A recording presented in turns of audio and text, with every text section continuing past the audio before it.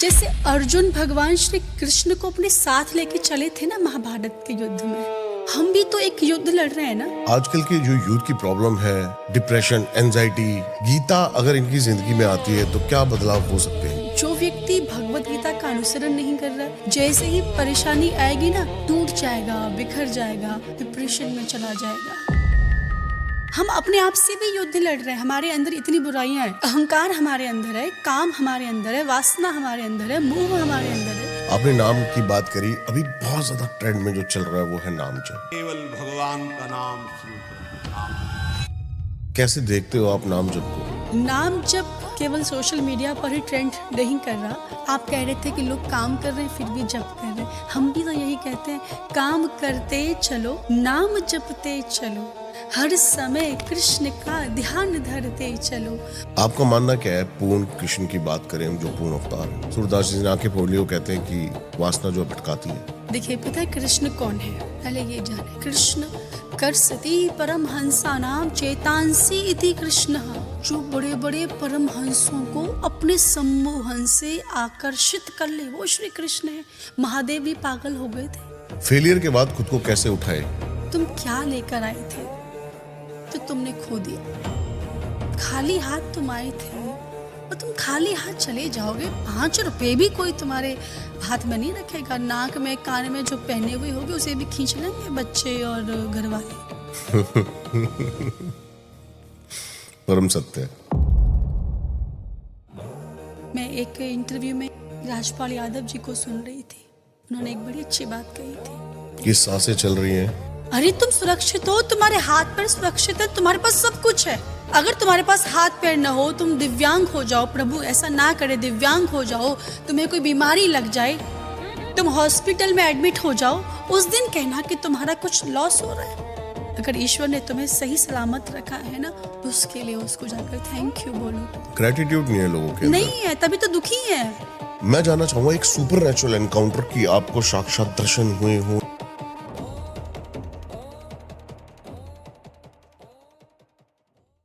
आपको पता है, महाभारत सिर्फ एक ग्रंथ नहीं था, एक युद्ध था।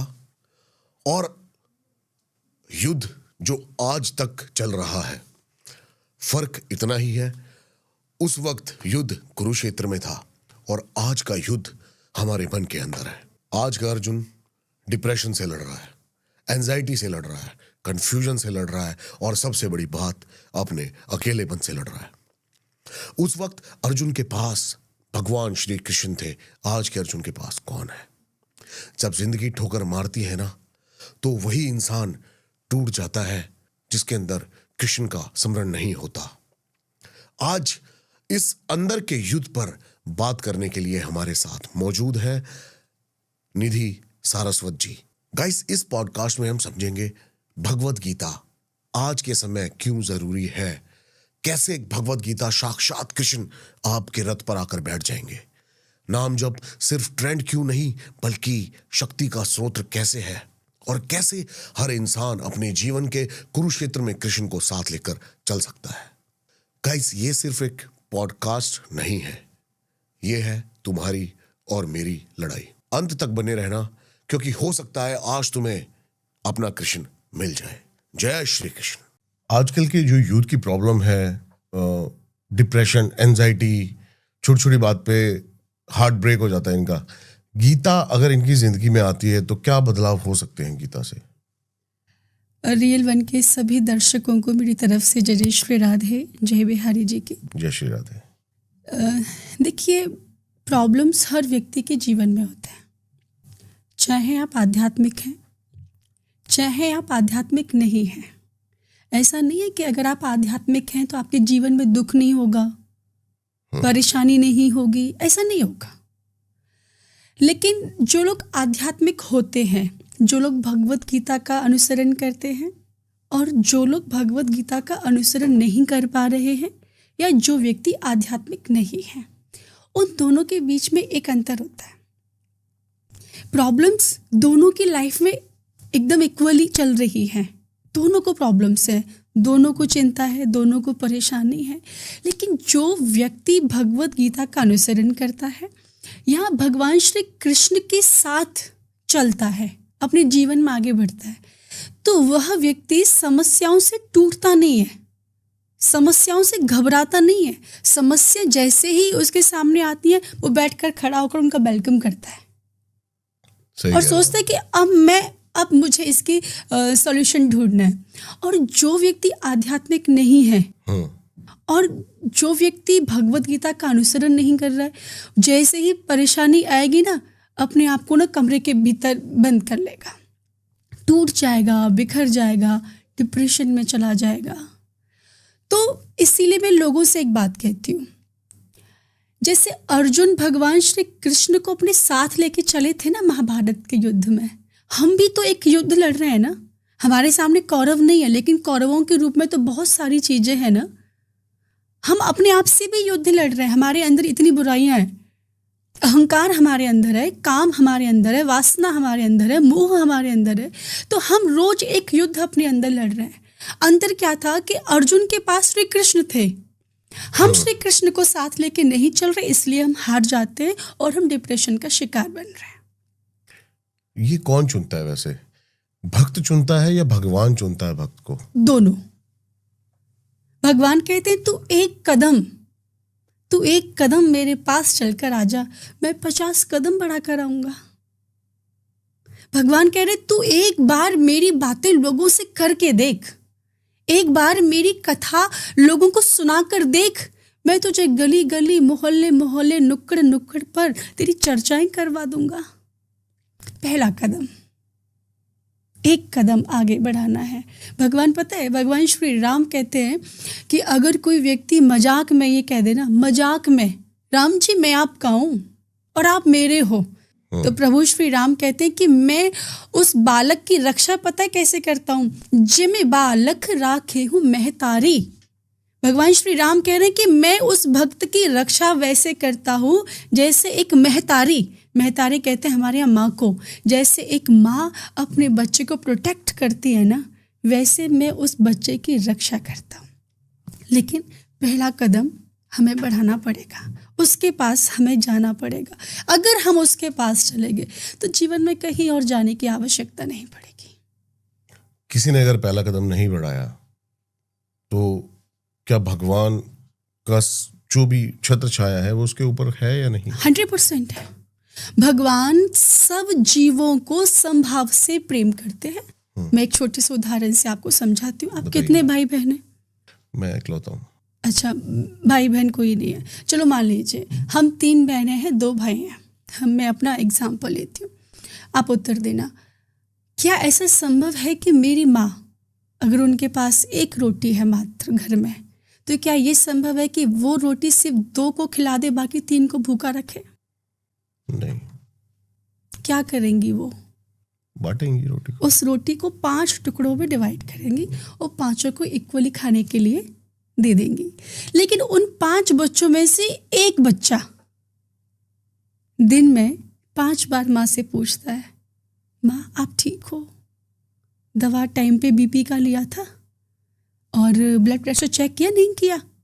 कोई समस्या हो तो बता देना, ठीक है, मैं दवा लेकर आता हूँ, मैं आपके लिए फ्रूट्स लेकर आता हूँ, आप ये करो। तो माँ को क्या होता है कि उस एक बच्चे से ना अन्य 4 की अपेक्षा थोड़ा सा अधिक प्रेम हो जाता है। प्यारे तो 5 हैं, लेकिन जो 5 में से एक दिन में 5 बार माँ को फोन करके पूछता है, माँ आप ठीक है, आपका ब्लड प्रेशर एकदम ठीक है, कोई दिक्कत तो नहीं है, डॉक्टर को विजिट कर लेना। तो माँ कहती इसको मेरी कितनी परवाह है। प्यार 5 से करती है, लेकिन उस एक बच्चे से थोड़ा सा अधिक प्रेम हो जाता है, स्वाभाविक है। वैसे ही हम सभी के साथ होता है। हम सब किसकी संतान है? असली माता पिता तो हमारे भगवान श्री कृष्ण है। तो माता पिता तो कोई भेदभाव कर नहीं सकते। जो आपको प्रेम करते वो आपके पड़ोसी को भी करते उतना, आपके दुश्मन को भी उतना ही करते हैं, कोई अंतर नहीं है। लेकिन जो एक भक्त सोफे पर बैठे बैठे या कमरे में बैठे बैठे या कार में बैठे बैठे बोलता रहता है श्री राधा श्री राधा श्री राधा श्री राधा, तो उस एक बच्चे से भगवान को थोड़ा सा अधिक प्रेम हो जाता है। इतना सा अंदर होता है। भगवान कहते समो अहम सर्वभूतेषु, मैं सब भूतों में समभाव से व्यापक हूँ। गीता में कह रहे हैं मैं सब भूतों में समभाव से व्यापक हूँ, न मुझे कोई प्रिय है ना ही मुझे कोई अप्रिय है। ये भी सुन लीजिए, ऐसा नहीं है कि कोई भगवान का परम मित्र है, आप परम मित्र बन गए, आपका पड़ोसी भगवान का दुश्मन है। नहीं, भगवान उसको भी इक्वली प्यार करते हैं। एक गांव में बड़ी जोर की बारिश हुई, तो गांव वालों ने कहा घर में, हमारे गांव में पानी की कमी है, कुआं सूख रहा है, एक काम करो पानी को स्टोर करो। तो एक व्यक्ति के यहाँ पे 50 लीटर का बर्तन था, उसने अपनी 50 लीटर के बर्तन को पनारे के नीचे लगा दिया। पनारा आप जानते हैं, छत में एक पाइप होता है। अच्छा। गांव में पहले छतों में एक पाइप होता था, तो उसके थ्रू छत का पानी नीचे आता था। अभी हम लोग एनसीआर में रह रहे हैं तो ये पनारा वगैरह देखा, लेकिन मैं गांव में रही हूँ तो मुझे पता है। तो हमारे घर में भी पनारा था, तो जब भी बारिश होती थी तो हम अपना बर्तन ले लेके पनारे के नीचे रख दिया करते थे और उस पानी को फिर यूज़ करते थे कपड़े धोने के लिए, बर्तन साफ करने के लिए। तो उस व्यक्ति ने उस पाइप के नीचे अपनी 50 लीटर के बर्तन को लगा दिया, उसमें पानी आने लगा। अब उसके दूसरे पड़ोसी ने देखा ये फायदे का काम है, मुझे भी करना चाहिए। उसके पास 100 लीटर का बर्तन था, उसने अपने 100 लीटर के बर्तन को उस पाइप के नीचे लगा दिया और उसमें पानी आने लगा। जब बारिश खत्म हो गई तो दोनों मित्र, दोनों पड़ोसी अपना बर्तन उठाने के लिए आए। अब दोनों लड़ रहे हैं। पहले वाला कह रहा है कि मैंने तुझसे पहले अपने बर्तन को लगाया था, लेकिन पानी तो तेरे में ज़्यादा है। जब पहले मैंने अपने बर्तन को लगाया है तो मेरे बर्तन में ज़्यादा आना चाहिए, तेरे में ज़्यादा कैसे आ गया और मेरे में कम क्यों है? बल्कि मैं तो पहले से लगा कर बैठा हूँ ना। तब वहाँ पर एक संत आए। संत ने कहा क्यों लड़ रहे हो? कि बाबा जी मैंने पहले अपने बर्तन को लगाया था, लेकिन पानी तो इसके में ज़्यादा चला गया। संत ने कहा अरे पागलो, कैसी बातें करते हो? तेरा बर्तन 50 लीटर का था, तेरे बर्तन में 50 लीटर पानी आ गया, बाकी का इधर उधर फैल गया। इसका बर्तन 100 लीटर का था, इसके में 100 लीटर पानी आ गया। आप समझे मैं क्या कहना चाहती हूँ इस कथा के माध्यम से? भगवान की कृपा तो सबके ऊपर बराबर बरस रही है। वही कृपा मेरे ऊपर है, वही कृपा आपके ऊपर है, वही कृपा कैमरामैन के ऊपर है, वही कृपा जो ऑडियंस सुन रही है उसके ऊपर इक्वली बरस रही है। अब डिपेंड करता है हमारा बर्तन कितना गहरा है, आपके मन में भाव कितना है। ये भाव साम्राज्य की बात है। आपके मन में भाव कितना है, आपके मन में प्रेम कितना है। जितना आपके मन का भाव होगा, जितने आपका मन रूपी पात्र गहरा होगा, उतनी कृपा उसमें भगवान की आ जाएगी, बाकी इधर उधर फैल जाएगी। अगर मैं बात करूं अर्जुन की, जो आपने बताई, अर्जुन अंत तक श्री कृष्ण अर्जुन को समझा रहे हैं। जब शंखनाद बजा दिया गया तो जब भी मना करा उसने, कृष्ण के पास कोई ऑप्शन ही नहीं बचा विकराल रूप दिखाने के। एक तरफ है प्रहलाद जो शुरू से ही मांग रहे हैं हरि को। आपकी नजरों में प्रहलाद और कृष्ण, प्रहलाद और अर्जुन दोनों अलग हैं या फिर दोनों ही भगवान श्री कृष्ण के अनन्य भक्त हुए हैं? भक्त प्रहलाद भी और श्री अर्जुन भी। देखिए अर्जुन के सामने जो स्थिति थी वो बहुत अलग थी। कभी भी पांडव युद्ध करना नहीं चाहते थे। पांडवों के साथ बहुत अन्याय हुआ। लाक्षागृह में जलाने का षड्यंत्र दुर्योधन ने रचा, उसमें भी उनको बचाया गया। उस समय श्री विदुर जी का नाम आपने सुना होगा। विदुर जी महामंत्री हुआ करते थे। तो विदुर जी ने धृतराष्ट्र से आकर कहा था कि महाराज आपके पुत्र पांडवों के साथ बहुत अन्याय कर रहे हैं, इसको रोक लीजिए।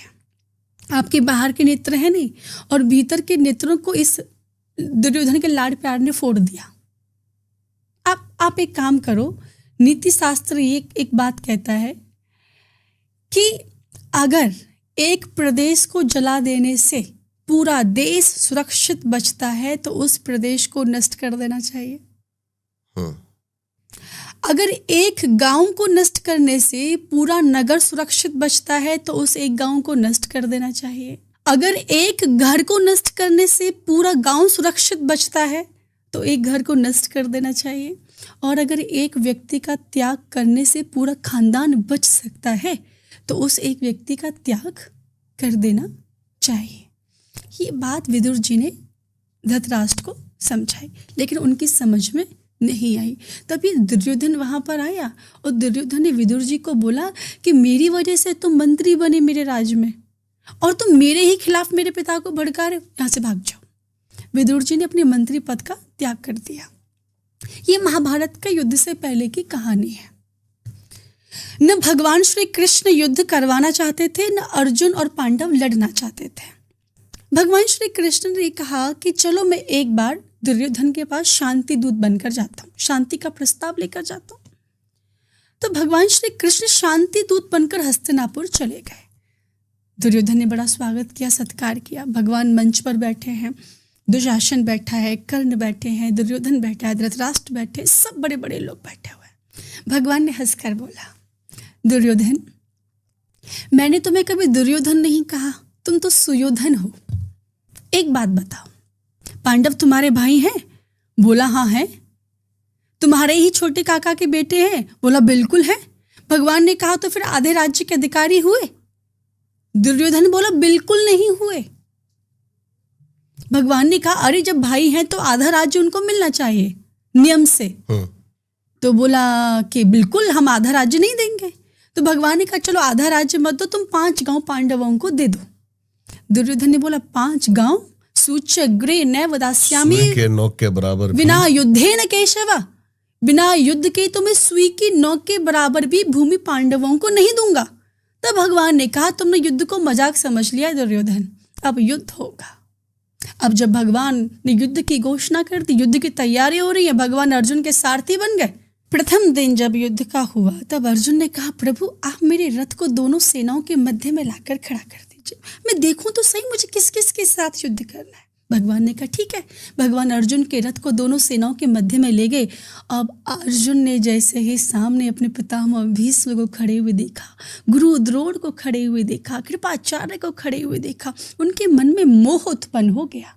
ये कहानी शुरू कहाँ से हुई? मोह से उत्पन्न हुई है। हमारे जीवन की लड़ाई भी मोह से ही है। हम जीवन में जितने कलेश कर रहे मोह से कर रहे हैं। ये मेरा पति है, ये मेरी पत्नी है, ये मेरी प्रॉपर्टी है, ये मेरा खेत है। एक खेत के लिए दोनों भाई आपस में एक दूसरी गर्दन काट देते हैं।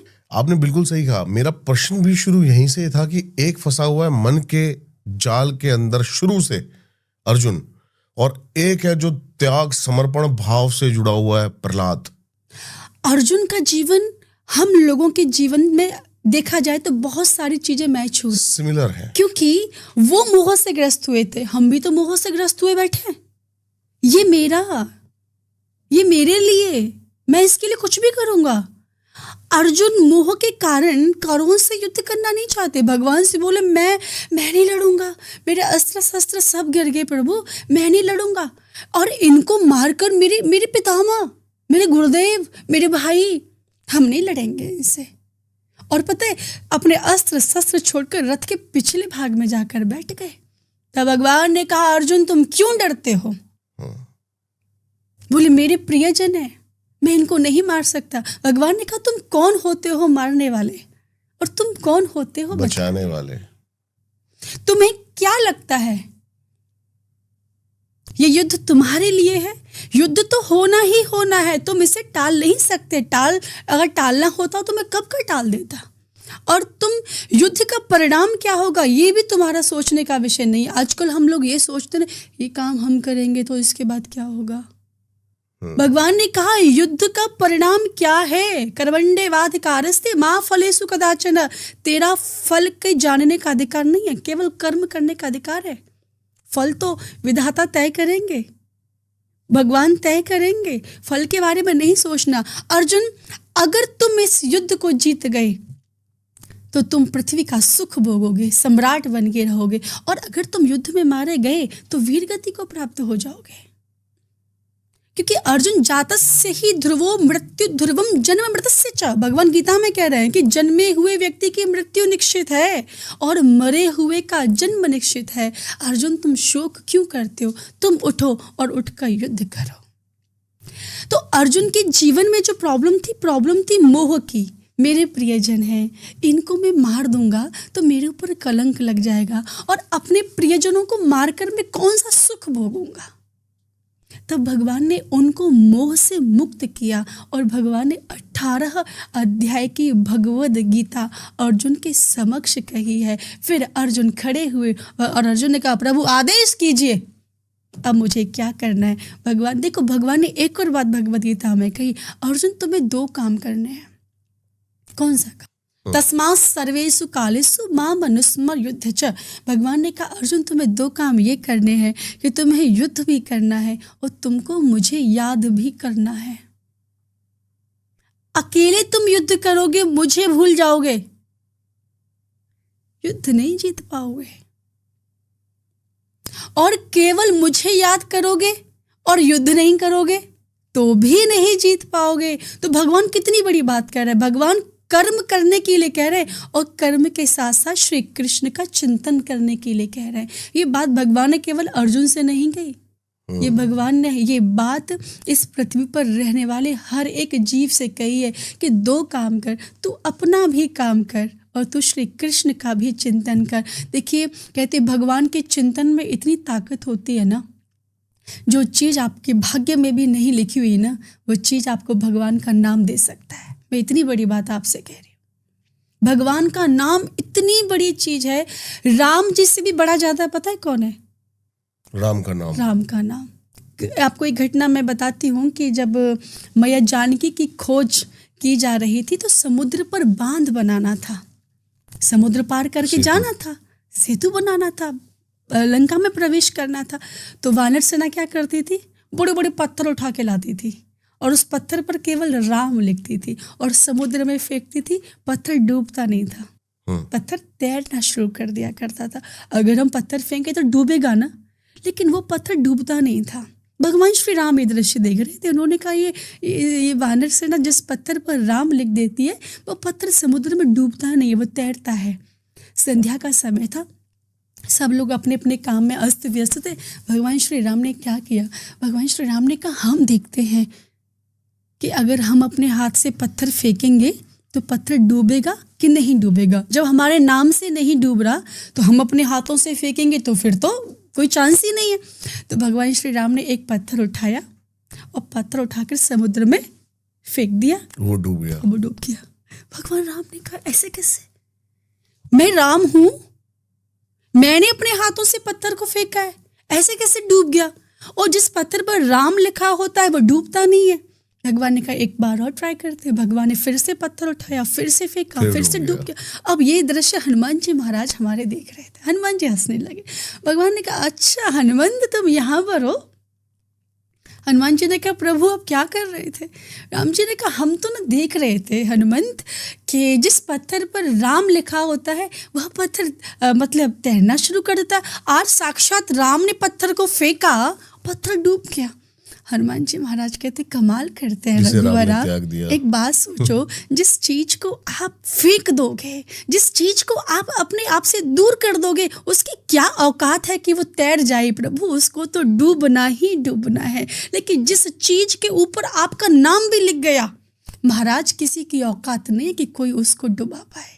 इसलिए रघुवर से भी ज़्यादा कोई बड़ा है ना, तो भगवान श्री राम का नाम प्रभु श्री राम के नाम से करोड़ों गुना ज़्यादा बड़ा है। मानसकार बाबा गोस्वामी तुलसीदास जी ने श्री रामचरितमानस में लिखा कि राम एक ताप सती अतारी, नाम सकल खल कुमति सुधारी।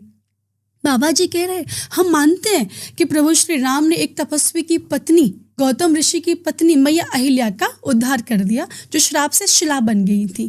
तो भगवान श्री राम के चरणों का स्पर्श जैसे ही शिला को हुआ, पत्थर को, वो अपने असली रूप में आ गई।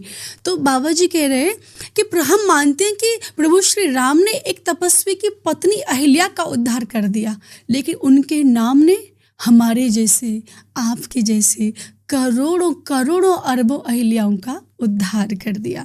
तो प्रभु श्री राम के भी नाम से जो ज़्यादा बड़ा है ना, वो कुछ भी नहीं है। प्रभु श्री राम से भी बड़ा प्रभु श्री राम का नाम है। इसलिए नाम को जीवन में लेकर आओ।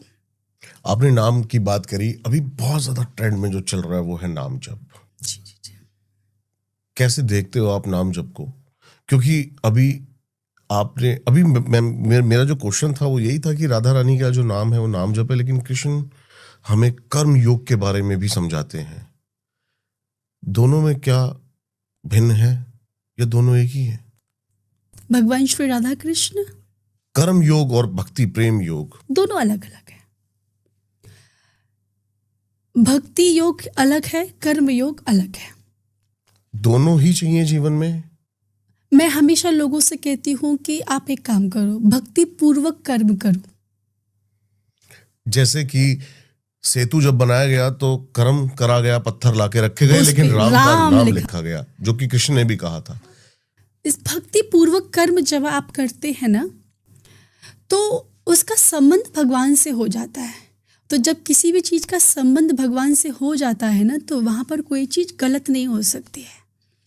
इसलिए भक्ति पूर्वक कर्म प्रत्येक व्यक्ति को करना चाहिए, क्योंकि जाने अनजाने में हमसे बहुत सारे अपराध भी हो जाते हैं। तो अगर उन चीज़ों से बचना है तो आप भक्ति को जीवन में साथ लेके चलेंगे तो आपसे गलती से भी कोई गलती नहीं होगी। रही बात नाम जप की, हाँ जी, नाम जप केवल सोशल मीडिया पर ही ट्रेंड नहीं कर रहा, ये तो हर व्यक्ति के जीवन के लिए सबसे अधिक महत्वपूर्ण है। नाम जप देखिए हमारे यहाँ बेसिकली होगा क्या नाम जप से? क्योंकि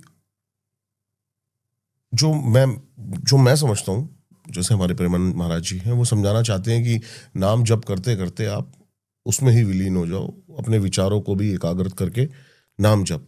लेकिन बंदे क्या कर रहे हैं, मैं देख रहा हूँ, नाम चल रहा है, कुछ दिमाग में कुछ चल रहा है, कर कुछ रहे हैं। ये भी ठीक है। हम ये कहते हैं कि आप करना शुरू करो, आप शुरू करो। एक स्थिति ऐसी आ जाएगी कि फिर आपकी सारी इंद्रियां नाम जप करेंगी, लेकिन शुरुआत तो करो। शिशुपाल था, नाम सुना शिशुपाल का? 99 गाली दिए बिना उसे पानी पीना अच्छा नहीं लगता था, और लेकिन भगवान ने जब उसका उद्धार किया तो मरने के बाद उसको वही मुक्ति मिली जो बड़े बड़े महात्माओं को भी नहीं मिलती। अब सोचेंगे कैसे? भगवान ने कहा बेशक ये मुझे गालियां देता था, लेकिन गाली देते समय मेरा चिंतन तो करता था, मेरा स्मरण तो करता था। भगवान पता क्या कहते हैं? काम से, क्रोध से, लोभ से, मोह से, ईर्ष्या से, द्वेष से, किसी भी प्रकार से आप मेरा चिंतन करो, कल्याण हो जाएगा। आप भगवान का नाम इतनी प्यारी चीज है कि आप भगवान के नाम को अपने नाती के सर पे हाथ रख के गाओ, भगवान के नाम को अपनी पत्नी के सर के ऊपर हाथ रख कर गाओ, भगवान के नाम को मार्केट में शॉपिंग करते करते गाओ। भगवान का नाम आपका कल्याण करेगा।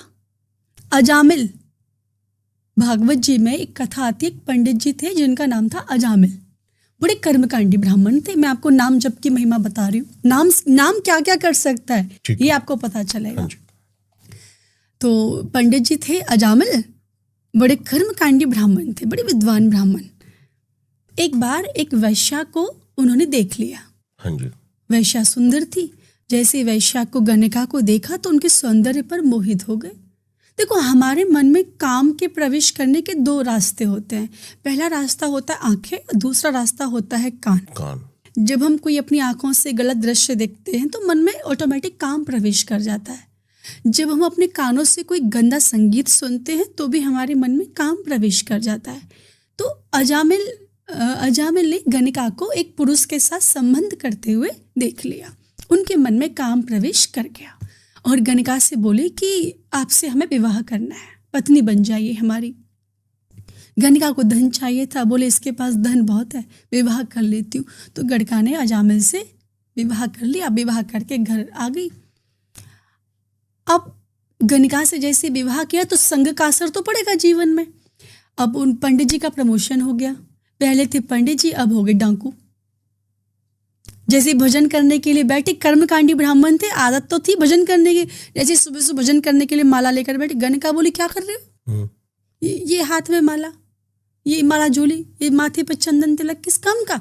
हटाइए इसे, जाओ धन कमा कर लेकर आओ। अब धन कैसे कमाए? धन चाहिए गणिका को बहुत अधिक। चोरी करना प्रारंभ कर दिया।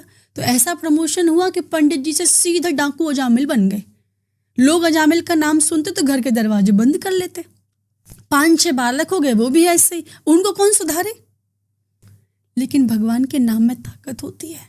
एक बार कुछ संत 20-25 महात्मा अयोध्या से वृंदावन जा रहे थे। राघवेंद्र सरकार का मंगल में कीर्तन कर रहे थे, श्री राम जय जय राम। कोई मजीरा बजा रहा, कीर्तन करते जा रहे थे। रास्ते में अजामिल का गांव पड़ गया, बहुत रात हो गई थी। संतों ने कहा कि भैया रात में यात्रा करना ठीक नहीं, अब कहीं रुक जाते हैं। तो एक व्यक्ति से कहा, भैया इस गांव में कोई भक्त रहता है क्या, हम उसके घर पे आज रहेंगे। तो उस व्यक्ति ने संतों का मजाक बनाया, बोला बड़े बाबा बने फिरते हो, आज ऐसे भक्त के घर भेजूंगा जो तुम्हें अच्छी सेवा करेगा। और उस व्यक्ति ने संतों से कहा, बाबा इस गांव में एक ही भक्त है, वाको नाम है अजामिल, तुम अजामिल के घर चले जाओ, बहुत सेवा करेगा और हाँ दक्षिणा भी मोटी दे देगा। अब संत बड़े सीधे होते हैं, संत उस व्यक्ति के इस भाव को समझ नहीं पा रहे जो उसका छुपा हुआ भाव है। संत सरल मन से अजामिल के घर पहुंच गए। उस दिन अजामिल घर पे नहीं था, केवल उसकी पत्नी थी गणिका। संतों ने आवाज दी, बेटा अजामिल कहाँ पर हो। गणिका बाहर आई, बाबा प्रणाम। संतों ने कहा, बेटा भक्त का अजामिल कहाँ है। गणिका बोली, बाबा जी मेरे पति तो कोई भक्त वक्त है नहीं, बहुत बड़े लुटेरे हैं। संतों ने कहा, अच्छा हम तो आज रात्रि में तुम्हारे घर विश्राम करना चाहते थे, तुम्हारे घर की प्रसादी अपने राघवेंद्र सरकार को खिलाना चाहते थे। बेटा कोई बात नहीं, हम कहीं और चले जाएंगे। गणिका चरणों में गिर गई। बाबा बचपन में मेरी माँ ने मुझसे एक बात कही थी, बेटी जीवन में कभी दो लोगों से झूठ मत बोलना, एक संत से और एक अपने गुरु से। मेरी माँ ने मुझे बोला था संतों से कभी झूठ मत बोलना। बाबा मेरे जीवन का दुर्भाग्य है कि मैं आपको अपने घर का पानी पीने के लिए नहीं कह सकती, क्योंकि मेरे घर में मांस भक्षण होता है, मेरे पति मदरा पीते हैं। आप मेरे घर मेरे हाथ की प्रसादी तो नहीं खा सकते। संत ने कहा, परेशान मत होना देवी, हम कहीं और चले जाएंगे। फिर चरणों में गिर गई। बाबा मैं आपको सूखी प्रसादी दे दूंगी, उसे तो आप स्वीकार कर सकते। संत ने जब गणिका का भाव देखा तो स्वीकार कर लिया और सूखी सामग्री ले ली और एक वृक्ष के नीचे बैठ गए। प्रसाद बनाया, लड्डू चूरमे का भोग लगाया। वैसे तो अजामिल लेट आया करता था, लेकिन आज मध्य रात्रि में ही आ गया। और जब घर के सामने संतों को देखा तो आग बबूला हो गया। इन महात्माओं को मेरे घर किसने बुलाया, इनकी हिम्मत कैसे हुई मेरे घर के सामने आने की, जानते नहीं मैं कौन हूं। इतने में उसकी पत्नी निकल कर आई। अच्छा एक बात बताएं, हंसी की बात है कि जो किसी से नहीं डरता वो अपनी पत्नी से बहुत डरता है। तो अजामिल अपनी पत्नी से बहुत डरता था। गणिका ने बोला, क्यों चिल्ला रहे हो, मैंने बुलाया है। अजामिल बोला, अच्छा आपने बुलाया है, फिर ठीक है 5-6 दिन रख लो, हमें कोई आपत्ति नहीं है। अब प्रातः काल हुई, अजामिल अपने घर में बैठा हुआ है चारपाई पे। संत भगवान गए, बेटा अजामिल हमने रात का प्रसाद तुम्हारे घर पाया। अब देखो जब किसी संत को अपने घर भोजन पर बुलाते हैं तो दक्षिणा भी देते हैं। अब भोजन तो तुमने खिला दिया, अब दक्षिणा भी दे दो। अजामिल बोला, दक्षिणा, वो भी मुझसे, मैंने आपके कमंडलू ढोलक मजीरा को नहीं लिया, ये भी तो बहुत बड़ी दक्षिणा है प्रभु। आप एक काम करो, ज़्यादा दक्षिणा का मन है तो जितना सामान तुम्हारे पास है सब यहाँ रखो, पधारो यहाँ से। संत बोले, बेटा हम दक्षिणा तो लेकर जाएंगे लेकिन पैसा नहीं लेंगे, इस बात की गारंटी दे रहे हैं। अजामिल बोला, ठीक है फिर क्या चाहिए। संतों ने कहा, बेटा तुम्हारे यहाँ पर 5-6 बालक हैं, 7वां आने वाला है, एक काम करना, तुम इस 7वें बालक का नाम नारायण रख देना, यही हमारी दक्षिणा है। कितना सुंदर मुक्ति का उपाय बता के चलेगा ये संत। संतों को पता था कि अगर हम इस अजामिल से कहें तो शाम को रोज गायत्री मंत्र का पाठ कर, गायत्री मंत्र जप, नहीं करेगा। हम बोले सुबह सुबह रोज माला 108 माला जप कर, नहीं करेगा। लेकिन अपने बेटे के नाम को तो लेगा, अपने बेटे को तो प्यार करेगा। तो आज संतजन उससे कहते कि तू अपने बेटे का नाम नारायण रख देना, यही हमारी दक्षिणा है। और आप जानते हैं पुराने जमाने में हमारे दादी बाबा परबाबा बड़े समझदार थे, हम लोगों से अधिक समझदार थे। वैसा कि इस 21वीं सदी में हम जी रहे, हम लोग अपने आप को वैज्ञानिक समझ बैठे हैं, लेकिन असली वैज्ञानिक तो वही थे। वो जानते थे कि अंतिम समय में भगवान की याद नहीं आती है, अंतिम समय में अपने नाती पोते बच्चों की याद ज़्यादा आती है। इसलिए पुराने ज़माने में अधिकतर जो नाम हुआ करते थे वे भगवान के नाम से मिलते जुलते होते थे। किसी का नाम होता था रामचंद्र, किसी का नाम होता था कृष्णचंद्र, किसी का नाम होता था सीता, किसी का नाम होता था राधा, किसी का नाम होता था गोविंद, किसी का नाम नारायण, किसी का गोपाल, ऐसे नाम रखते थे। अब 21वीं सदी आ गई, मॉडर्न माता पिता हो गए और माता पिता अपने बच्चे का नाम रख रहे हैं टाइगर, चिंटू, रिंकू, फ्रूटी, स्वीटी। अब दादा दादी का अंतिम समय चल रहा है, दादाजी कह रहे स्वीटी और स्वीटी कहते दादाजी पधार गए। अब बताओ स्वीटी दादाजी का कल्याण करेगी? स्वीटी पहले अपना ही कल्याण कर ले। नाम का असर हमारे जीवन में पड़ता है, इसलिए अपने बच्चों के नाम सदैव सोच समझ के रखें। इसलिए हमारे दादी बाबा पर बाबा अपने बच्चों के नाम भगवान के नाम पर रखते थे कि भगवान तो कम याद आएंगे, नाती पोते ज़्यादा याद आएंगे, तो शायद इनके नाम के बहाने अगर हम उनका नाम ले लें तो कल्याण हो जाएगा। यही अजामिल के साथ हुआ। अजामिल को भगवान से कोई मतलब नहीं है, लेकिन अजामिल को अपने बेटे नारायण से बहुत मतलब है। दिन में 24 घंटे में 20 बार नारायण नारायण नारायण नारायण ऐसे बोलता रहता है। अजामिल की मृत्यु का समय आया। नाम जप की महिमा मैं आपको बता रही हूँ, नाम क्या करता है ये देखो आपका कलाकारी। अजामिल की मृत्यु का समय आया, यमराज ने दूतों से कहा जाओ दुष्ट को पकड़ कर लेकर आओ, खींच कर लेकर आना उस अजामिल को। यमदूत आ गए अपने भयंकर रूप में, रस्सी वस्सी लेकर आए भयंकर, और अजामिल के गले में रस्सी बांध दी।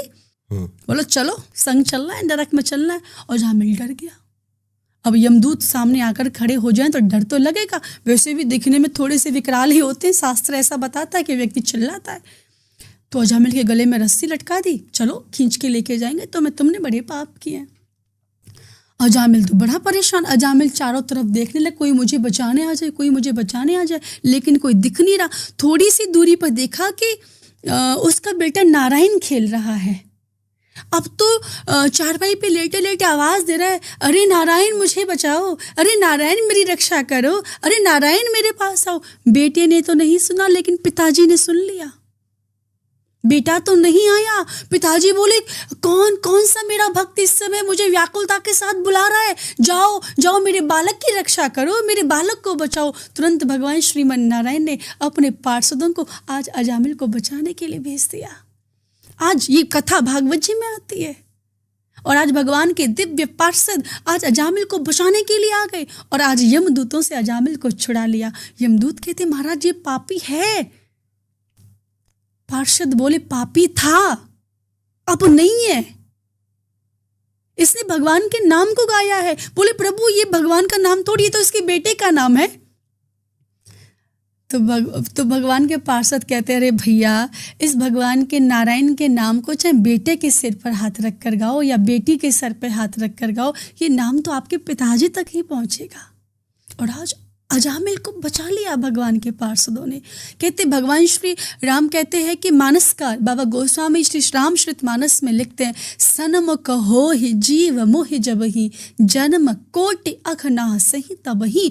जब जीव मेरे सम्मुख बैठता है ना, उसके जन्म जन्मांतर के पाप उसी समय नष्ट हो जाते हैं। और अजामिल के सारे पाप नष्ट हो गए, नरक जाने से बच गया अजामिल। तब अजामिल ने सोचा एक बार नारायण कहा था, नरक जाने से बच गया। अब जब 24 घंटे नारायण नारायण नारायण कहूँगा तो क्या मेरा कल्याण नहीं होगा? ये पावर होती है 24 घंटे नाम जप करने की। इसलिए जब मन करे ना, आप कह रहे थे कि लोग काम कर रहे हैं फिर भी जप कर रहे हैं, हम भी तो यही कहते हैं, काम करते चलो नाम जपते चलो, हर समय कृष्ण का ध्यान धरते चलो, मुरली वाले को मन से रिझाते चलो, कृष्ण गोविंद गोपाल गाते चलो। कई बार लोग अक्सर पूछते हैं हम 24 घंटे अगर कृष्ण कृष्ण राधा राधा बोलते रहेंगे तो क्या वो सुनेंगे भी? उनके पास तो इतने सारे करोड़ों, कितनी आबादी होगी पूरे विश्व की, आबादी को छोड़ो कितने छोटे मोटे जीव चींटी, न जाने 84 लाख योनियां, वो सब भगवान को पुकार तो रहे हैं किसी न किसी रूप में। तो लोग कहते क्या इतने लोगों के बीच में उसको हमारी पुकार सुनाई देगी? हमने कहा हाँ सुनाई देगी। वो परमात्मा को चींटी की पुकार भी सुनाई देती है, तो आपकी पुकार क्यों नहीं उसे सुनाई देगी। वो परमात्मा रात में सोते हुए पक्षी को डाल से नीचे नहीं गिरने देता है, तो आपने कैसे सोच लिया कि वो परमात्मा आपको कभी गिरने देगा। याद आएगी उनको कभी ना कभी। अब ये हम गारंटी नहीं ले सकते कि कब आएगी, लेकिन हाँ आएगी ज़रूर। मैया शबरी के गुरुदेव ने बस एक बार कहा था कि तुम्हारे घर राम आएंगे। मैया सबरी को विश्वास हो गया था प्रभु श्री राम आएंगे। मैया सबरी रोज उस रास्ते को साफ करती थी जिस रास्ते पर चलकर प्रभु श्री राम आने वाले थे, और बहुत वर्षों की प्रतीक्षा के बाद प्रभु श्री राम मैया सबरी की कुटिया पर पधारे। लेकिन पधारे ना, तिथि निश्चित नहीं है, लेकिन आएंगे ज़रूर। अगर आपने उनका सिमरन किया है, डेफिनेटली वो आपके पास आएंगे। इस बात को कोई मिटा नहीं सकता है। एक बार दो भक्त एक वृक्ष के नीचे बैठकर तपस्या कर रहे थे भगवान श्रीमन नारायण की। नारद जी निकल रहे थे, तो पहले भक्त ने पूछा, प्रभु भगवान नारायण की अनंत वर्षों से सेवा कर रहे हैं, प्रभु कभी दर्शन देंगे। नारद जी ने कहा ठीक है, आज हम वैकुंठ जा रहे हैं, उनसे मिलने के लिए पूछकर बताते। दूसरे भक्त के पास गए, सेम प्रश्न पूछा, हम बड़ी सेवा कर रहे हैं, बहुत याद कर रहे हैं, कभी दर्शन देंगे, एक बार पूछ लेना नारद जी। बोले ठीक है, वैकुंठ जा रहे हैं, आकर बताएंगे। नारद जी आए, पहले वाले भक्त के पास गए, भक्त तुम्हारे प्रश्न का उत्तर मिल गया है। कि क्या उत्तर दिया नारायण भगवान ने, कि नारायण भगवान ने कहा है कि जिस वृक्ष के नीचे बैठकर वो भजन कर रहा है, उस वृक्ष के ऊपर जितने पत्ते हैं उसमें भी 10 का मल्टीप्लाई कर दो। इतने वर्षों के बाद भगवान तुम्हारे पास प्रकट होकर दर्शन देंगे। वो व्यक्ति तो घबरा गया, बोला इतना तो जीवन ही नहीं है, चलो क्या करेंगे, छोड़ के चला गया। दूसरे भक्त के पास गए, सेम उत्तर दिया कि नारायण जी ने कहा हाँ, भगवान ने बोला है कि इस वृक्ष पे जितने पत्ते हैं उस पत्ते में भी 10 का मल्टीप्लाई कर दो। जब इतने वर्ष हो जाएंगे तब भगवान श्रीमन नारायण प्रकट होकर तुम्हें दर्शन देंगे। भाई साहब, वो भक्त जोर जोर से नाचने लगा, कूदने लगा, हंसने लगा, गाने लगा, जय हो मेरे सरकार मुझे प्रकट होकर दर्शन देंगे। नारद जी ने कहा अरे भैया, इस वृक्ष पे जितने पत्ते हैं उतने वर्षों के बाद दर्शन देंगे। भक्त ने कहा वर्षों की मुझे चिंता नहीं है, भगवान ने कमिटमेंट तो किया कि वो मुझे दर्शन देंगे, इसलिए मैं प्रसन्न हूँ। ये बात सुनकर भगवान तत्काल प्रकट हो गए। ये बात होती है विश्वास की। विश्वास होना चाहिए कि भगवान आएंगे तो याद आएगी उनको कभी ना कभी, कृष्ण दर्शन भी देंगे कभी ना कभी। ऐसा विश्वास मन में जगाते चलो, कृष्ण गोविंद गोपाल गाते चलो। 24 घंटे नाम जप करो, जो कर रहे हो नाम जप करो। मैं एक पर्सनल क्वेश्चन आपसे पूछना चाहता हूँ, ये मेरे मन का विचार है। किसी रिचुअल से ही पाया जा सकता है भगवान को? जैसे आपने कहा कि नाम जप से भी 24 घंटे नाम जप करो। जब मैं प्रहलाद की कहानी पढ़ता हूँ तो वहां पे दिखते हैं कि कण कण में हरि, और जब कृष्ण ने भी अर्जुन को कहा कि कण कण में मैं ही हूं। कबीर जी को पढ़ा, उन्होंने भी बताया मोह को कहाँ ढूंढे रे बंदे, मैं तो तेरे पास में, खोजी हो तुरंत मिल जाऊं पल भर की तलाश में। तो ये जो रिचुअल्स बनाए गए हैं, ये भटकाव है क्या एक्चुअली? ये आपकी आसानी के लिए बनाए गए। अब इतना आसान करने के बाद भी तो लोग नहीं पहुंच रहे हैं। आप सोचे हैं, सबको पता है कड़ में भगवान है, किसी ने ढूंढने का प्रयास किया। इतना सब बनाने के बाद भी तो भी तो नहीं पहुंच पा रहे, तो भी तो प्रश्न कर रहे भगवान कहाँ रहता है, हमने तो कभी देखा ही नहीं। देखिए, वृंदावन से, अलीगढ़ से दिल्ली आने के भी रास्ते हैं, है ना। हरियाणा से भी दिल्ली आने का रास्ता है, पंजाब से भी दिल्ली आने का रास्ता है। सबको आना, दिल्ली के रास्ते तो सबके लिए अलग अलग है ना। अब कई व्यक्ति कर्म योगी हैं, कई व्यक्ति ज्ञान योगी हैं, कई व्यक्ति भक्ति योगी हैं, है ना। कई व्यक्ति कर्म को ही सब कुछ मानते हैं, कई व्यक्ति भक्ति को प्रधानता देते हैं, कई व्यक्ति ज्ञान को। लेकिन सबको जाना कहाँ पर है? पापा के पास, पिताजी, आपने जो बोला, भगवान श्री कृष्ण के पास। रास्ते तो सब अलग अलग शहर में रहते हैं, सब अलग अलग शहर में रहते हैं, सबके रोड मैप अलग अलग है, लेकिन जगह डेस्टिनेशन एक ही है। आपको भी दिल्ली जाना है, इनको भी दिल्ली जाना है, मुझे भी दिल्ली जाना है। अब हम तीनों के लिए जो रास्ता सबसे इजी पड़ेगा उसे पकड़ेंगे ना। आपको लग रहा है ये वाला हाईवे ज़्यादा अच्छा है, आपने वो पकड़ लिया। इनको लग रहा है ये रास्ता गांव से जो निकल के जा रहा है ये ज़्यादा अच्छा है, इसको पकड़ लेते। हमने कहा हम एक काम करते हैं, हमने जेवर से होके निकलेंगे, वो हमारे लिए सही पड़ेगा। जाना सबको वही है। आपने सन्यास को ले लिया, हमने भक्ति को ले लिया, फलाने भैया ने कर्म योग को ले लिया, फलाने भैया ने ज्ञान योग को ले लिया, लेकिन डेस्टिनेशन सभी का कृष्ण के पास है। अब अंतर आता है कि सबसे ज्यादा सुगम कौन है, सबसे सर्वश्रेष्ठ रास्ता कौन सा है? सबसे सरल रास्ता कौन सा है, आप ये प्रश्न कीजिए। देखिए ये बात अर्जुन ने भगवान श्री कृष्ण से, अर्जुन ने भगवत गीता के 12वें अध्याय के पहले ही श्लोक में प्रश्न कर लिया। एवं सतत युक्ता ये भक्तास्तं पर्युपासते ये चाप्यक्षरम व्यक्तम तेषाम के योग वित्तमः। प्रभु दो प्रकार के आपके उपासक होते हैं। पहले प्रकार के उपासक वो हैं जो साकार ब्रह्म की पूजा करते हैं। साकार समझते हैं? साकार जैसे कि हम पूजा कर रहे हैं, हमारे मन में भाव है, ये मूर्ति नहीं है, ये प्रत्यक्ष श्री ठाकुर जी हमारे समक्ष विराजमान है। दूसरे भक्त वो हैं जो निराकार की पूजा करते हैं, जो कहते हैं भगवान का कोई आकार नहीं होता, भगवान के हाथ नहीं होते, पैर नहीं होते, ये सब नहीं होता। तो अर्जुन ने पूछा कि एक भक्त वो है जो साकार ब्रह्म की उपासना कर रहा है और एक भक्त वो है जो निराकार की उपासना कर रहा है। अब बताओ आपको इन दोनों में से कौन सा ज्यादा प्रिय है? कौन सा भक्त आपका ज्यादा फेवरेट है? तो भगवान खुद ही उत्तर दे रहे हैं, भगवत गीता के 12वें अध्याय के दूसरे श्लोक में उत्तर दे रहे हैं कि मैया वेश्य मनो ये माम नित्य युक्ता उपासते श्रद्धया पर्योपेतास्ते मयुक्त तमहमथा।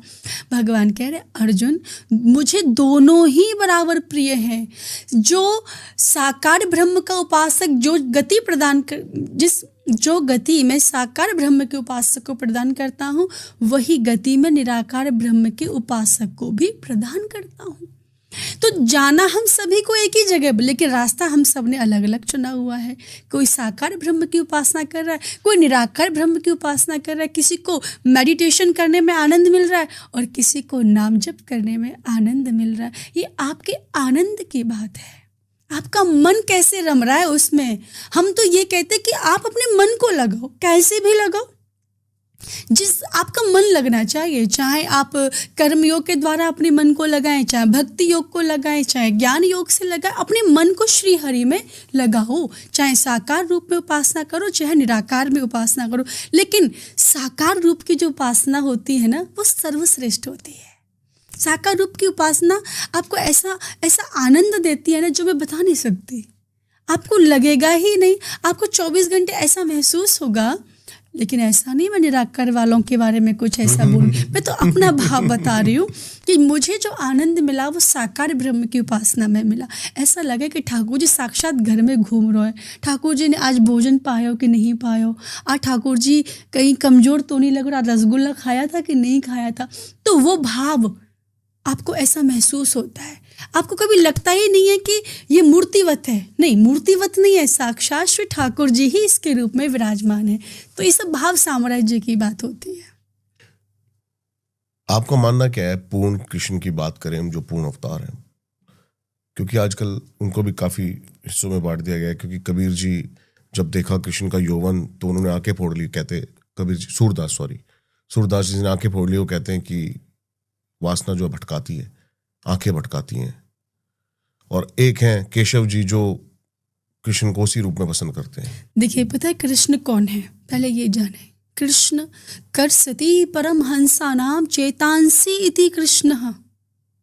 बाबा सूरदास को छोड़ो, जो बड़े बड़े परमहंसों को अपने सम्मोहन से आकर्षित कर ले वो श्री कृष्ण है। महादेव भी पागल हो गए थे।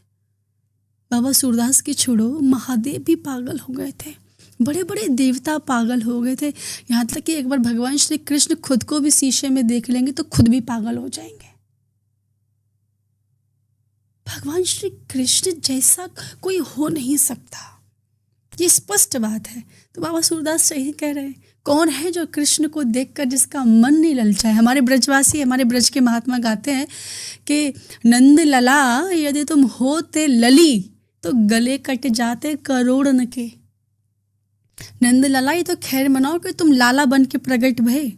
अगर तुम लाली बन के प्रकट हो जाते ना दुनिया में, तुम्हें पाने के लिए करोड़ लोग रोज अपना गला कटवाते।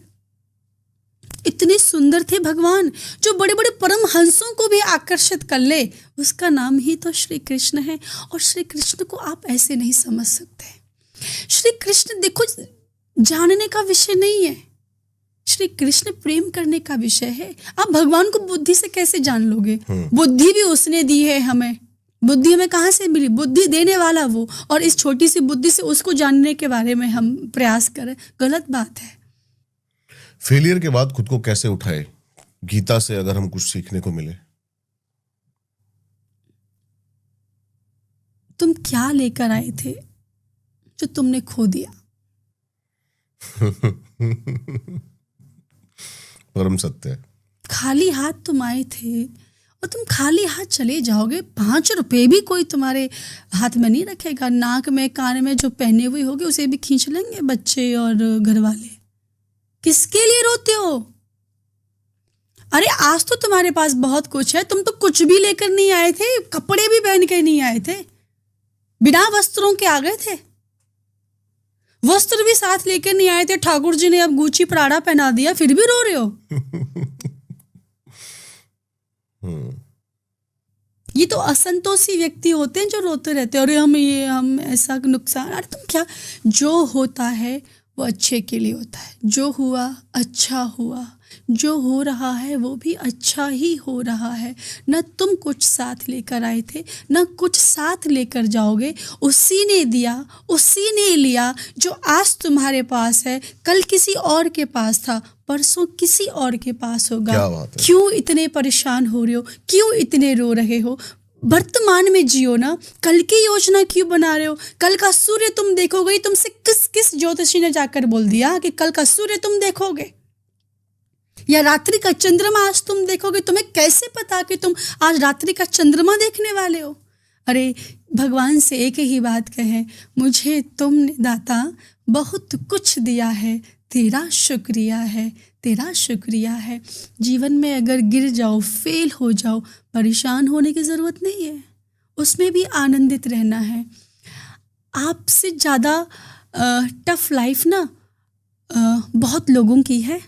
आप तो एसी के कमरे में बैठे हुए हैं, हीटर लगाकर बैठे हुए हैं, कम से कम आपके पैर में जूते तो हैं। ऐसे बहुत से लोग हैं इस दुनिया में जिनके पैर में जूते भी नहीं है। आपके पास जीवन में अगर कुछ भी नहीं है ना, कुछ भी नहीं, मैं तो कह रही हूँ घर भी नष्ट हो गया, परिवार भी सब आप एक अकेले व्यक्ति हो, तो भी भगवान को शुक्रिया कहो। अगर जीवन में कुछ भी आपके पास नहीं है ना, फिर भी सुबह उठकर शुक्रिया कहो। क्यों? क्योंकि आपके पास कम से कम ये शरीर तो है। मैं एक इंटरव्यू में श्री राजपाल यादव जी को सुन रही थी।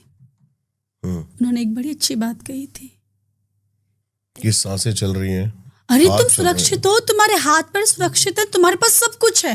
बिल्कुल सही बात। अगर तुम्हारे पास हाथ पैर न हो, तुम दिव्यांग हो जाओ, प्रभु ऐसा ना करे, दिव्यांग हो जाओ, तुम्हें कोई बीमारी लग जाए, तुम हॉस्पिटल में एडमिट हो जाओ, उस दिन कहना कि तुम्हारा कुछ लॉस हो रहा है।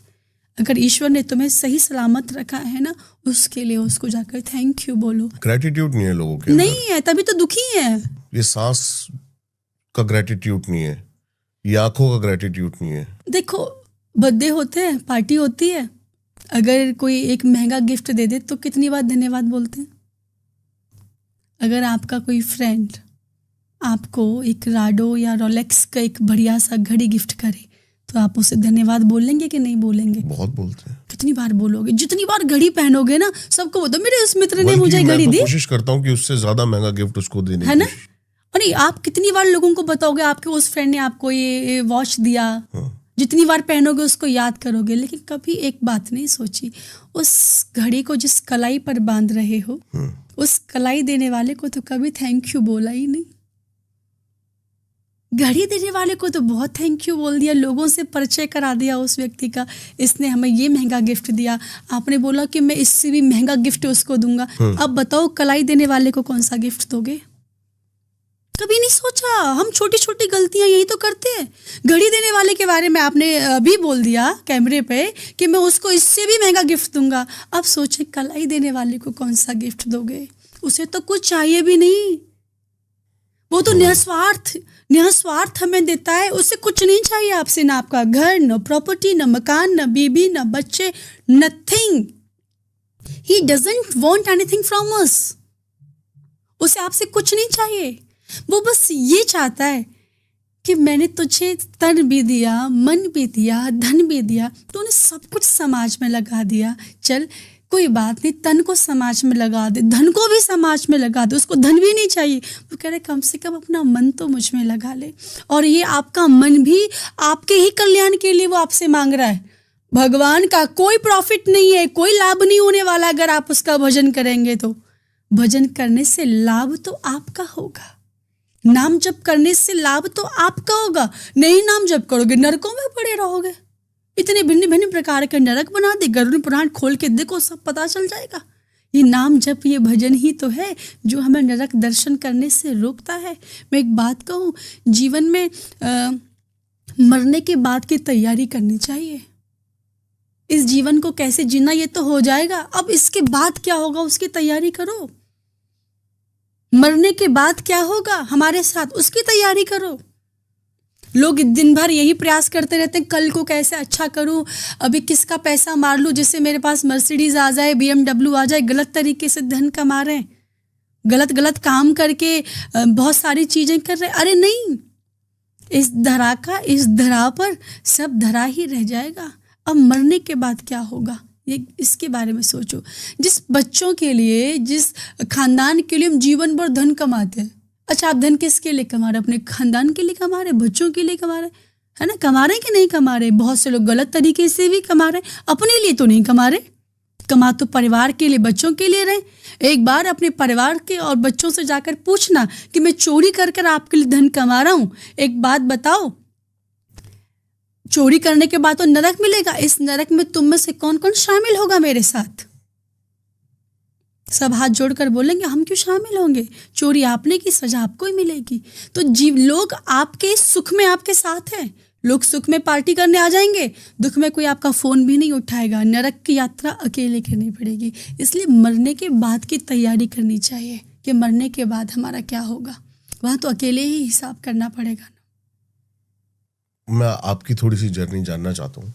मेरी यात्रा कैसी थी? हाँ जी, मैं ये जानना चाहता हूँ कि पहला वो क्या स्पिरिचुअल एनकाउंटर आपको हुआ जो कि इतना बड़ा रूपांतरण, मन के सारे प्रश्न मर जाना, क्योंकि मैं अभी फील कर पा रहा हूँ आपको, तो कैसे यहाँ तक पहुँच पाए आप?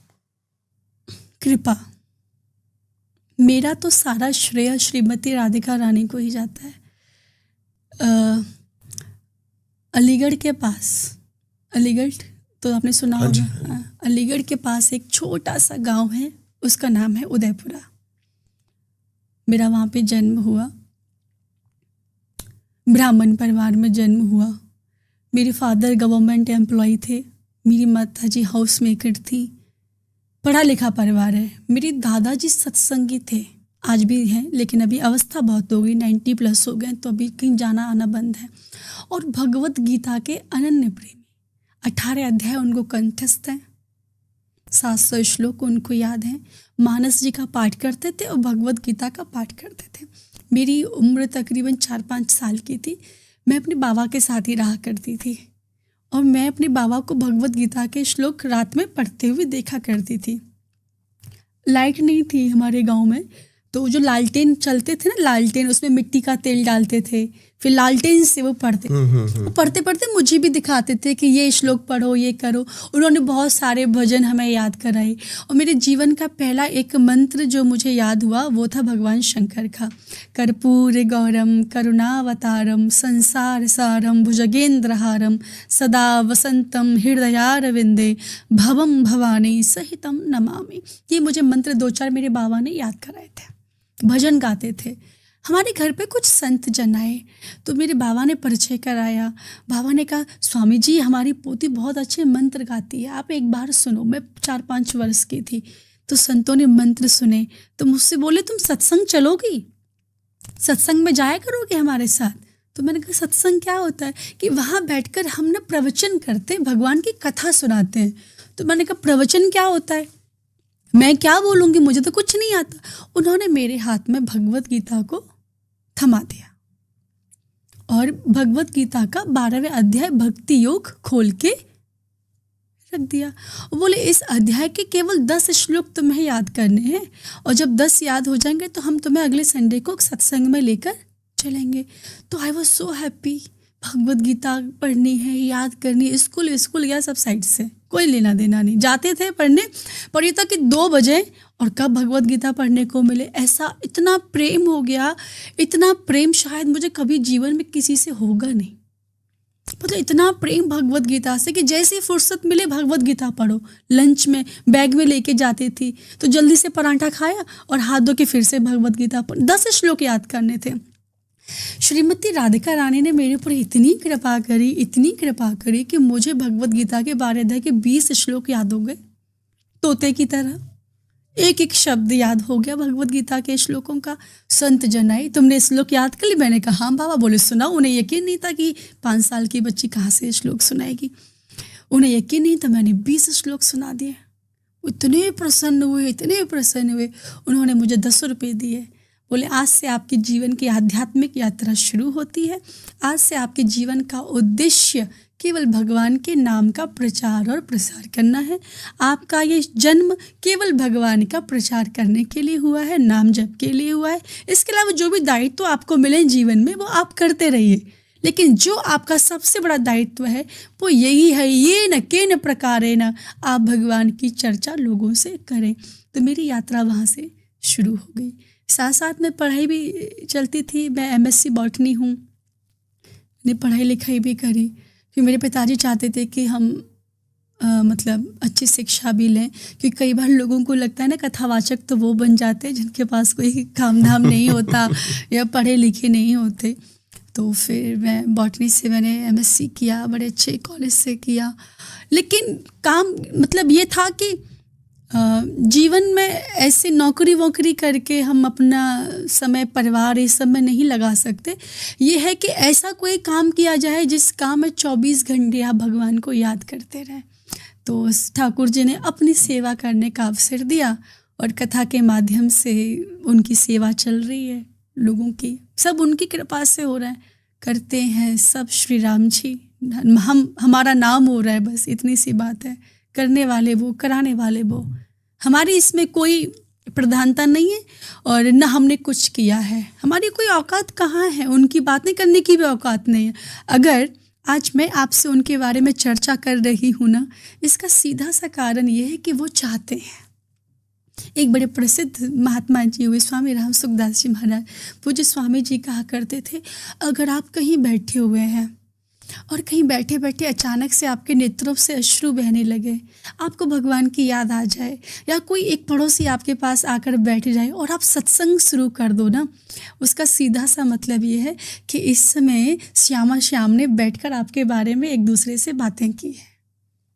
श्री बिहारी जी और स्वामिनी श्रीमती राधिका रानी जी आपका नाम लेकर एक दूसरे से बातें कर रहे हैं, इसीलिए आपके हृदय में उनके लिए इतना प्रेम आ गया। ये पिछले 1 साल से 1000 बार ऐसा हुआ है कि बस मैं बैठा हूँ और मैंने सोचा है सिर्फ ग्रेटिट्यूड लेके आया हूँ कि क्या दे दिया तूने, और बस इसी चीज़ को आप अपने अंदर बरकरार रखिए। मैं तो एक बड़े प्रसिद्ध महाराज हुए श्री हनुमान प्रसाद पोद्दार जी महाराज, पूज्य महाराज श्री कहते थे कि अगर कोई व्यक्ति अपने लक्ष्य को लेकर, कितना भी जटिल लक्ष्य क्यों ना हो, अपने लक्ष्य को लेकर और श्री कृष्ण को साथ लेकर चले ना, तो भगवान श्री कृष्ण उस जटिल लक्ष्य की प्राप्ति उस व्यक्ति को करा देते हैं। चाहे उसके भाग्य में ना हो, चाहे उसके प्रारब्ध में ही ना हो, लेकिन अगर वह व्यक्ति श्री कृष्ण को साथ लेकर चलेगा तो श्री कृष्ण खुद उंगली पकड़कर उस लक्ष्य की तरफ लेकर चला जाएगा। इतनी पावर होती है। और मैं ऐसे ही आपसे सारी बातें नहीं कह रही, ये सब मैंने खुद अपने ऊपर, मैं साइंस की स्टूडेंट रही हूँ, विज्ञान मैंने पढ़ा है, तो मैंने खुद प्रैक्टिकल किया है, खुद अनुभव किया है, और मैं अपने अनुभव के दम पर आपसे ये बात कह सकती हूँ डंके की चोट पर, जिसने भगवान श्री कृष्ण के चरणों को पकड़ लिया, उसको जीवन में कभी किसी के चरण पकड़ने की आवश्यकता नहीं पड़ेगी। लोगों की प्रॉब्लम क्या है, वो श्री कृष्ण को नहीं पकड़ते, दुनिया को पकड़ते हैं। और ये उनको नहीं पता कि यहाँ पर एक को मनाओगे 5 रूठ जाएंगे, 5 को मनाओगे 10 रूठेंगे, 10 को भी मना लोगे 100 रूठने को तैयार बैठे। हम कह रहे किसी को नहीं मनाना, एक श्री कृष्ण को मनाना है, सब तुम्हारे पीछे पीछे दौड़ने लगेंगे। लेकिन मैं बार बार फंसता हूँ कृष्ण के कर्म योग के, और जब वो लास्ट में बोलते हैं कि सब तू सब कुछ छोड़ छाड़, ये जो भी मैंने तेरे को ज्ञान दिया आजा बस मेरी शरण में।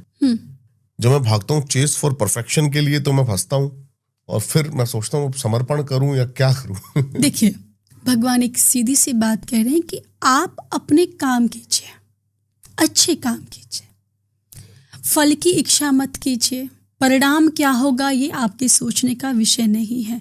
अब देखो, संसार में आए हैं तो कर्म करना पड़ेगा, क्योंकि मनुष्य योनि भोग योनि तो है, लेकिन कर्म योनि भी तो है ना ये। तो भगवान लास्ट में जो भगवत गीता में उन्होंने बोला है, सर्वधर्मान परित्यज्य मामेकं शरणं व्रज अहं त्वा सर्व पापेभ्यो मोक्षयिष्यामि मा शुचः। भगवान कह रहे आप तो सब कर्तव्य कर्मों का परित्याग करके अब तो मेरी शरण में आ जा, मैं तुझे पापों से मुक्त कर दूंगा। इसीलिए आप जो भी कर रहे हैं ना, जो भी आप काम कर रहे हैं, आप भगवान को अर्पित कर दीजिए, सीधी सी बात है। अब बोलो, अब आप जानो, आपका काम जाने, हमने तो अर्पित कर दिया। बिल्कुल सही कह रहे हो आप। अभी तक मैं जो फंसता था ना, मैं फंसता था मालिक बन के कि मेरा काम, गुस्सा आता था मुझे, मेरा काम। अभी मैं नौकर बन रखा हूँ, मस्त हूं मैं, काम उसका वही देखेगा। तो वो जो बोझ था मेरे सर से वो भी उतर गया कि जिसने दिया है उसी का। एक्चुअली जो बात आपने रियलाइज की है ना, ये बात हम सबको करनी चाहिए, क्योंकि हम मालिक नहीं है। मालिक तो एक है। लोग दुखी इसलिए क्योंकि वो गलत जगह पर जाकर बैठ गए या बैठने का प्रयास कर रहे हैं, वो सीट उनकी है ही नहीं। बिल्कुल सही कह रहे हैं। भगवान ने कहा तुम बस अपने काम करो, बाकी हम सब देख लेंगे। जब हम काम करने के बाद फिर रिजल्ट भी खुद ही डिसाइड करते हैं ना, फिर हमारे अनुरूप नहीं होता तो हम दुखी हो जाते हैं। मैं जानना चाहूंगा, एक सुपर नेचुरल एनकाउंटर की आपको साक्षात दर्शन हुए हो या फिर अनुभव? देखिए, मैं आपके चैनल के माध्यम से लोगों को बता दूं कि अगर कभी जीवन में आपको परमात्मा अनुभूति हुई हो, या जीवन में कभी स्वप्न में भी आपने भगवान का दर्शन किया हो, किसी से भी कभी कहने की बात नहीं है। ये आपका विषय है, ये आपके भगवान का विषय है। कभी जीवन में किसी से चर्चा नहीं करनी है। कई बार लोग हमने भगवान को, वो वही कहते हैं जिन्होंने कभी नहीं देखा हो। जिसने भगवान को देखा होगा वो जीवन में बताने के योग्य रहेगा ही नहीं। लेकिन नहीं, ये सब पूछने का ही विषय नहीं है और ना ही ये बताने का विषय है। और अगर कोई बताता भी है तो मेरा उनसे निवेदन है, कभी भी अगर आपको स्वप्न में या फिर प्रत्यक्ष रूप में या साकार रूप में कभी श्रीहरि ने आपको अपनी अनुभूति कराई है, तो कभी आप किसी से शेयर नहीं कीजिए। ये आपके और आपके भगवान के बीच की बात है, इसमें किसी तीसरे की एंट्री नहीं होनी चाहिए। बहुत बहुत धन्यवाद आपका आने के लिए। बहुत ही मजा आया आपसे बात करके। पता भी नहीं चला कि 1 घंटा 10 मिनट कम में हो गए। हाँ जी, चलिए, जय श्री राधे। जय जय श्री राधे। श्री राधिका रानी की जय। आई होप ये पॉडकास्ट उतना ही प्यारा आपको भी लगा।